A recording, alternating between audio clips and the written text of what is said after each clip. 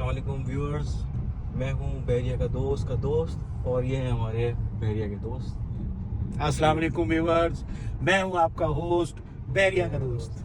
اچھا، اب ہم ابھی بحریہ سے باہر نکل رہے ہیں. میزان بینک کی دیکھیں یہ بہت بڑی برانچ بنی ہے اور یہ ہم ایگزٹ کر رہے ہیں اور اس وقت ہم جا رہے ہیں میزان بینک کی طرف جا رہے ہیں جو کہ شیر شاہ میں ان کا ہیڈ آفس ہے، اس طرف جا رہے ہیں. تو اب ہم اپنے سفر کا آغاز کر رہے ہیں الحمدللہ. اور یہ دیکھیں اٹس شائنی اور بہت ہی خوبصورت سی دوپہر ہے اور ماشاءاللہ سے ہم بس یہ ایگزٹ کر رہے ہیں. تو وسیم بھائی، کیا خیال ہے بینکنگ سیکٹر میں اب یہ جو بجٹ آیا ہے اس کے بعد مجھے لگتا ہے کہ ہاؤسنگ سیکٹر کے لیے بھی کافی ریلیف ہے اور کچھ ٹیکسز میں بھی ریلیف دیا گیا ہے. تو آپ کا کیا خیال ہے کہ کچھ بوم آنے کا ہے کوئی چانس؟ جی بالکل احسن بھائی، بوم آنے کا چانس بالکل ہے. پہلے تو سب نے مل کے اس پہلوان کو پچھاڑا تھا، ریئل اسٹیٹ کے پہلوان کو سب نے مل کے پچھاڑا.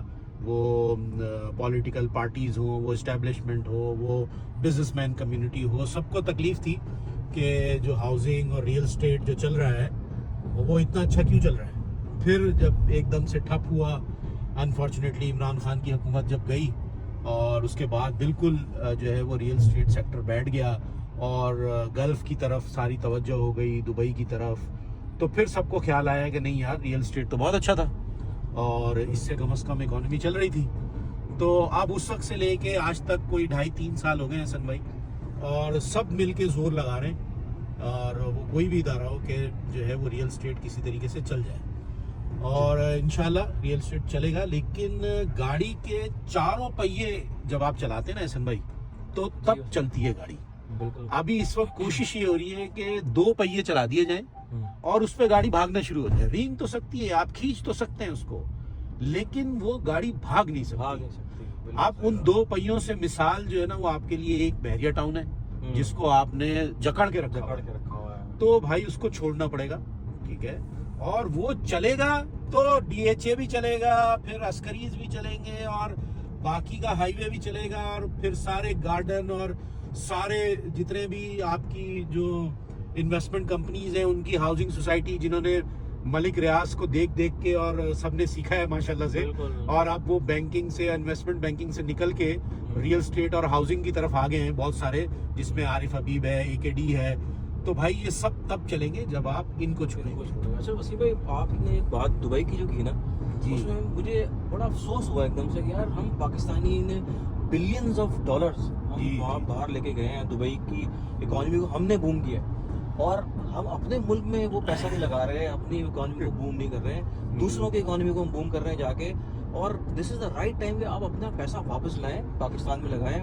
پاکستان کی اکانومی آپ یقین کریں، دبئی ہو یا مڈل ایسٹ کی بڑی کنٹریز، اس سے بہت بہتر ہے ہماری اکانومی. ہمارے پاس اللہ تعالیٰ نے ہر طرح کی سہولت دی ہے، ہر طرح کی نعمتیں ہیں. آپ یہاں کے جو پہاڑ ہیں، یہاں ناردرن ایریاز ہیں، یہاں کے سی پورٹس ہیں، یہاں کے منرلز ہیں، یہاں کے کون سی ایسی چیزیں جو اللہ تعالیٰ نے پاکستان کو نہیں دی ہے. بٹ یہی بات ہے کہ ہم خود سنسیئر ہو جائیں اپنے ملک کے ساتھ اور اپنی ملک میں انویسٹمنٹ کریں، اپنے ملک کو ترقی دیں. احسن بھائی دیکھیں، جو مڈل ایسٹ ہے میں اس پہ بہت زیادہ بات نہیں کروں گا دبئی پہ، ایسا نہ ہو میرا ویزا لگنا ہی بند ہو جائے. تو دبئی میں دیکھیں آپ نے، دبئی بیسیکلی شیشے کا گھر ہے، یہ میں نے پہلے بھی اپنے ایک انٹرویو میں کہا تھا، ٹھیک ہے. اور پاکستانی تیسری بڑی نیشن تھے وہاں پہ جنہوں نے انویسٹمنٹ کی.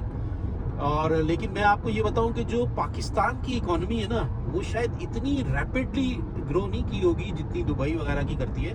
لیکن پاکستان کی اکانومی جو ہے نا وہ احسن بھائی بہت رگڈ ہے. میں اس کی مثال ایسے ہے کہ جیسے جو چائنیز گاڑیاں آ رہی ہیں نا آج کل، اور پھر آپ ٹویوٹا اور ہونڈا سے ان کا کمپیریزن کر لیں، تو یہ بیسیکلی پاکستان کی جو اکانومی ہے نا وہ رگڈ ہے، ٹھیک ہے. تو اتنی آسانی سے نہ گرتی ہے اور نہ اتنی آسانی سے پھر اوپر جاتی ہے. تو اور اس کے اندر سٹیبلٹی ہے ماشاءاللہ سے. ہم جو ہے وہ نیوکلیر پاور ہیں، ٹھیک ہے. اور ابھی ایران کی اور یو ایس کی جو صلح کرائی ہے وہ ساری دنیا نے دیکھ لیا ہے ماشاءاللہ سے. ہماری جو امپورٹنس اللہ تعالیٰ نے جو ہمیں عزت دی ہے، کسی نے تو نہیں دی، لیکن اللہ تعالیٰ نے یہ اسٹریٹجیکلی ہمیں عزت دی ہے. تو بالکل پاکستان میں انویسٹ کرنا چاہیے حسن بھائی. اور یہ ہے کہ تھوڑا لالچ سے بچے. پرابلم یہ ہوتا ہے کہ جب انسان لالچ کرتا ہے نا تو اس میں بری طریقے سے پھنستا ہے.